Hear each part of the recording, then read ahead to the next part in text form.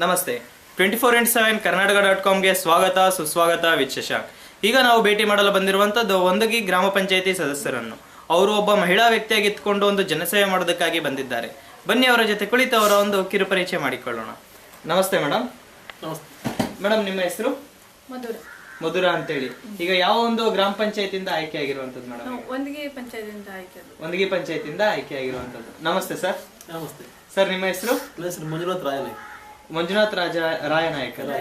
Madam, ಈಗ madam ಅವರು ವಿಜೇತರಾಗಿದ್ದಾರೆ. ಹೇಗೆ ಅನ್ನಿಸ್ತಾ ಇದೆ ಸರ್ ಈ ಒಂದು ರಾಜಕೀಯ ಜೀವನ? ಅಂದ್ರೆ ಹಿಂಗೆ 4 ಜನರದೊಂದು ಜನಸೇವೆ ಮಾಡೋದೇ ಗುರಿಯಾಗಿಟ್ಟು ಅವ್ರು ಕೆಲಸ ಮಾಡ್ತಾ ಇದ್ದಾರೆ. ಕೆಲಸ ಮಾಡ್ತಾ ಹೋಗ್ತಾರೆ. ಈ ಬಾರಿ ಮೇಡಮ್ ಅವರು ವಿಜೇತರಾದಂತ ಸಂದರ್ಭದಲ್ಲಿ ಏನೋ ಒಂದು ಬಹುಮತಗಳಿಂದ ಆಯ್ಕೆ ಆದಂತದ್ದು ಸರ್. ಈಗ ಹೌದು, ಎಷ್ಟು ಬಹುಮತಗಳಿಂದ ಆಯ್ಕೆ ಆದಂತದ್ದು? ಈಗ ಅಂದ್ರೆ ಅವಿರೋಧವಾಗಿ ಆಯ್ಕೆ ಆದಂತದ್ದು. ಮೇಡಮ್ ನಮಸ್ತೆ. ಮೇಡಮ್, ಈಗ ಅದೇ ರೀತಿ ಈಗ ನೀವು ಒಂದು ರಾಜಕೀಯ ಜೀವನಕ್ಕೆ ಪ್ರವೇಶ ನೀಡಿದ್ರೆ ಈಗ ಯಾವ ಪಕ್ಷದ ಫಾಲೋವರ್ಸ್ ಆಗಿರುವಂತದ್ದು ಮೇಡಮ್? ಈಗ ನೀವು ಬಿಜೆಪಿ ಪಕ್ಷದಿಂದ ಫಾಲೋವರ್ಸ್ ಆಗಿರೋದು. ಮೇಡಮ್, ಈಗ ಆಲ್ರೆಡಿ ಈಗ ಒಂದು 3 ವರ್ಷ ಅವಧಿ ಕಳೆದಿದೆ. ಈ ಒಂದು ಅವಧಿಯಲ್ಲಿ ಈಗ ಯಾವ ರೀತಿ ಈಗ ಒಂದು ಜನಸೇವೆಯನ್ನ ನೀವು ಮಾಡ್ಬೇಕು ಅಂತ ಅನ್ಕೊಂಡಂತದ್ದು? ಈಗ ಜನರಿಗೆ ನಾನು ಕರೆಂಟ್ ಇಲ್ಲ ಅಂದ್ರೆ ಕರೆಂಟು, ರೋಡ್, ನೀರಿನ ಸಮಸ್ಯೆ ಬಹಳ ಇದೆ ಈ ಕಡೆಗೆ. ನೀರಿಂದು ಇಷ್ಟೆಲ್ಲ ಮಾಡಿದೆ. ಮುಂದೆ ದೊಡ್ಡ ದೊಡ್ಡ ರೋಡ್ ಇನ್ನೆಲ್ಲ ಸಿಮೆಂಟ್ ರೋಡ್ ಎಲ್ಲ ಮಾಡ್ಬೇಕಂತ ಇದ್ದೇನೆ. ಸಿಮೆಂಟ್ ರೋಡ್ ಎಲ್ಲ ಮಾಡ್ಬೇಕಂತಿದ್ದೇನೆ. ನೋಡುವ ಸರ್ಕಾರದಿಂದ ಯಾವ ಸವಲತ್ತು ಬರ್ತದೆ ಅದು ಜನರಿಗೆ ಕೊಡ್ಬೇಕು ಅಂತ ಸರ್. ಈಗ ನೀವು ಒಂದು ಸಾಧಾರಣ ವ್ಯಕ್ತಿಯಾಗಿ ಇಟ್ಕೊಂಡು ರಾಜಕೀಯ ಜೀವನಕ್ಕೆ ಪ್ರವೇಶ ನೀಡಿದಾರೆ, ಅಥವಾ ಈಗ ನಿಮ್ಮ ತಂದೆ ತಾಯಿ ಹಿರಿಕರ ಯಾರಾದ್ರೂ ಈ ಒಂದು ರಾಜಕೀಯ ಜೀವನದಲ್ಲಿ ಇದ್ದಂತದ ಸರ್? ಈಗ ಯಾರೋ ನಮ್ಗೇನು ಹೇಳಿಲ್ಲ, ಆದ್ರೆ ಹಿಂಗೆ ನಮ್ಮ ಬುದ್ಧಿಯಿಂದ ನಾವು ಮುಂದೆ ಬಂದ್ವಿ. ಒಂದು 4 ಜನರ ಹಿಂಗೆ ಸೇವೆ ಮಾಡ್ಬೇಕಂತ ರಾಜಕೀಯ ಜೀವನ ಬಂದಂತದ್ದು. ಮೇಡಮ್, ಈಗ ಇನ್ನೂ ಸಹ ನಿಮ್ಮ ಅವಧಿ ಇದೆ. ಈ ಒಂದು ಅವಧಿಯಲ್ಲಿ ಈಗ ಯಾವ ರೀತಿ ಈಗ ನೀವು ಒಂದು ಜನಸೇವೆಯನ್ನೆಲ್ಲ ಮಾಡ್ಬೇಕು ಅಂತ ಅನ್ಕೊಂಡಿರುವಂತದ್ದು ಮೇಡಮ್? ಈಗ ಜನರಿಗೆ ಯಾವ ತರದ್ದು ಹೆಲ್ಪ್ ಆಗ್ತದೆ, ಯಾವ್ದು ಬೇಕು ಅದನ್ನೇ ಮಾಡುದು.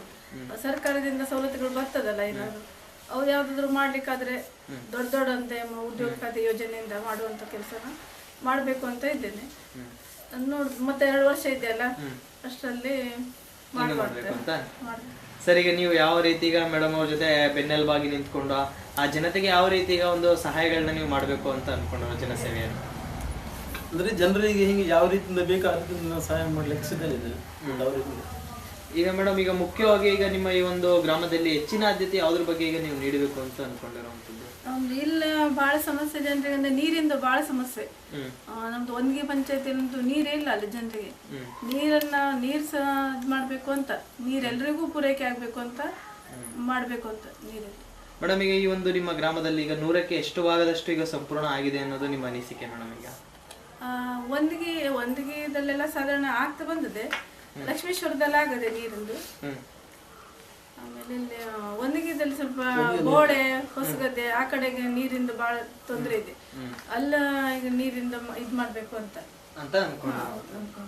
ಮೇಡಮ್, ಅದೇ ರೀತಿ ಒಂದು ಈಗ ನಿಮ್ಗೆ ರಾಜಕೀಯ ಜೀವನಕ್ಕೆ ಪ್ರವೇಶ ನೀಡೋದಕ್ಕೆ ಗುರುಗಳು ಅಂತ ಯಾರಿದಾರ ಮೇಡಮ್? ಈಗ ನಮ್ಮ ಜನನೇ ನಮ್ಗೆ ಇಲ್ಲಿ ಜನನೇ ನಮ್ಗ ಗುರುಗಳಿದ್ದಾರೆ. ಅದ್ರ ನಮ್ದು ಹಿಂಗ ಗುರು ಶೃಂಗೇರಿಯ ಗುರು, ಅವರ ಆಶೀರ್ವಾದದಿಂದ. ಸರ್, ಈಗ ಒಂದು ಜನತೆಗೆ ತಮ್ಮ ಹತ್ರ ಬಂದು ಯಾವ ರೀತಿ ಈಗ ಅವರ ಏನೋ ಒಂದು ಕಷ್ಟಗಳಾಗಿರಬಹುದು, ಇಂಥ ಕೆಲಸ ಕಾರ್ಯಗಳನ್ನ ಮಾಡ್ಕೊಡಿ ಅಂತ ಯಾವ ರೀತಿಯ ಜನತೆ ತಮ್ಮನ್ನು ಬಂದು ಸಂಪರ್ಕಿಸ್ತಾ ಇರುವಂತದ್ದು ಸರ್? ಈಗ ಯಾವ ರೀತಿಯಿಂದ ಬಂದ್ರು ನಾವು ಅವರಿಗೆ ಸಹಾಯ ಮಾಡ್ಲಿಕ್ಕೆ ರೆಡಿ ಇದ್ದೇವೆ. ಯಾವ ರೀತಿಯಿಂದ ಬಂದ್ರು ಏನಾಗ್ತದೆ ಅದನ್ನ ಸಹಾಯ ಮಾಡೇ ಮಾಡ್ತೇವೆ. ಜನರ ಸಲುವಾಗಿ ನಾವ್ ಇದ್ದದಲ್ವಾ, ಅದಕ್ಕೆ ಜನರಿಗೆ ಏನ್ ಬೇಕು, ನಮ್ಮಿಂದ ಏನ್ ಹೆಲ್ಪ್ ಆಗ್ತದೆ ಅನ್ನೋ ಜನರಿಗೆ ಮಾಡ್ತದೆ. ಮೇಡಮ್, ಅದೇ ರೀತಿ ಒಂದು ರಾಜಕೀಯ ಜೀವನ ಬಿಟ್ಟು ಇನ್ನಿತರ ಯಾವ್ದಾರ ಸಂಘಟನೆಗಳಲ್ಲಿ ನಿಮ್ಮನ್ನು ನೀವು ಗುರುತಿಸ್ಕೊಂಡಿದ್ದೀರಾ ಮೇಡಮ್? ಈಗ ಹೌದು, ನಾವು ಸಂಘದಲ್ಲಿ ಇದ್ದೇವೆ. ಧರ್ಮಸ್ಥಳ ಸಂಘ, ಸ್ವಸಹಾಯ ಸಂಘ ನಡೆಸ್ತಾ ಇದ್ದೇವೆ. ಆಗಿರುವಂತದ್ದು ಮೇಡಮ್? ಈಗ ಅಧ್ಯಕ್ಷ ಆಗಿದ್ದೆ ನಾನು ಸ್ವಸಹಾಯ ಸಂಘದಲ್ಲಿ. ಧರ್ಮಸ್ಥಳ ಸಂಘದಲ್ಲಿ ಒಂದು 5-6 ವರ್ಷ ಅಧ್ಯಕ್ಷ ಆಗಿ ಈಗ ಬೇರೆಯವರನ್ನ ಮಾಡಿದ್ದೀನಿ. ಅದು ನಡೀತಾ ಇದೆ. 7-8 ವರ್ಷ ಆಯ್ತು ಧರ್ಮಸ್ಥಳ ಸಂಘ ನಡೀಲಿಕ್ಕೆ ಮಾಡಿ. ಚೆನ್ನಾಗಿ ನಡೀತಾ ಇದೆ ನಮ್ಮ ಸಂಘ. ನಡೀತಾ ಹೋಗ್ತಾರೆ ಮೇಡಮ್. ಅದೇ ರೀತಿ ನೀವು ಈ ಒಂದು ಸ್ಥಾನಕ್ಕೆ ಬರೋದಕ್ಕೆ ಮೂಲ ಕಾರಣ ಈ ನಿಮ್ಮ ವಾರ್ಡಿನ ಪ್ರತಿಯೊಬ್ಬ ಜನತೆ, ಗ್ರಾಮದ ಆ ಪ್ರತಿಯೊಬ್ಬ ಒಂದು ಜನತೆ ತಮ್ಮ ಅಮೂಲ್ಯವಾದ ಮತವನ್ನು ತಮಗೆ ನೀಡಿ ಜಯಶೀಲಗೊಳಿಸಿದ್ದಾರೆ. ಈ ಸಂದರ್ಭದಲ್ಲಿ ಕೊನೆಯದಾಗಿ ಎಲ್ಲಾ ಜನತೆಗೆ ಏನೋ ಒಂದು ಸಿಹಿ ಮಾತುಗಳನ್ನ ಹೇಳಕ್ ಇಷ್ಟಪಡ್ತೀರಾ ಮೇಡಮ್? ಎಲ್ರಿಗೂ ನನ್ನ ಕೃತಜ್ಞತೆಯನ್ನ ಹೇಳ್ತಾ ಇದ್ದೇನೆ. ಹೌದು, ಬಹಳ ಒಳ್ಳೆ ರೀತಿಯಿಂದ ನನ್ನನ್ನ ತಂದು ಇದ್ ಮಾಡಿದ್ದಾರೆ. ಅವ್ರು ನನ್ನ ಇದಕ್ಕೆ ಮೆಚ್ಚಿ ನನ್ನ ಇದು ಆಸ್ತಿ ತಂದಿದ್ದಾರೆ. ಅದಕ್ಕೆ ಅವ್ರಿಗೆ ನಾನು ಯಾವಾಗ್ಲೂ ಚಿರಋಣಿ ಆಗಿರ್ತೀನಿ. ಸರ್, ಈ ಸಂದರ್ಭ ಎಲ್ಲಾ ಜನತೆಗೂ ನೀವು ಸಹ ಏನ್ ಹೇಳಕ್ ಇಷ್ಟಪಡ್ತಾರೆ? ನಾನು ಸಹ ಚಿರಋಣಿ ಆಗಿರಕ್ಕೆ ಇಷ್ಟಪಡ್ತಾರೆ. ಇದೇ ರೀತಿ ಮುಂದೆ ಕೆಲಸ ಕಾರ್ಯಗಳು ಮಾಡ್ತಾ ಇರಿ. ನಿಮ್ಮ ಎಲ್ಲಾ ಕೆಲಸ ಕಾರ್ಯಗಳು ಯಶಸ್ಸಾಗಲಿ ಅಂತ ಹೇಳ್ತಾ ನಮ್ಮ ಮಾತನ್ನು ಮುಗಿಸಿ. ಧನ್ಯವಾದಗಳು ಸರ್. ಧನ್ಯವಾದ.